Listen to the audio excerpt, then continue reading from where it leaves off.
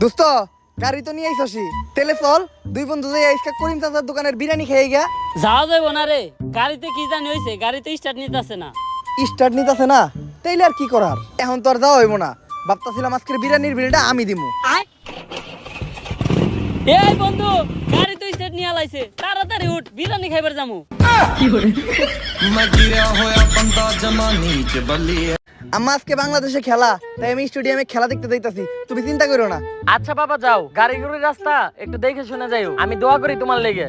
আম্মা তোমার আমার লেগে দোয়া করতে হইব না, তুমি বাংলাদেশ টিমের লেগে দোয়া করো, কারণ মায়ের দোয়া আমার থেকে বাংলাদেশ টিমের দরকার বেশি।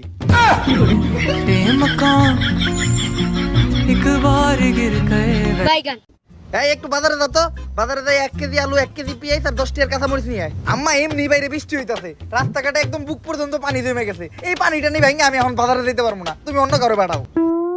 আচ্ছা বাজার করার পর যেটা বাঁচবো ওইটা তুই রেখে দিস।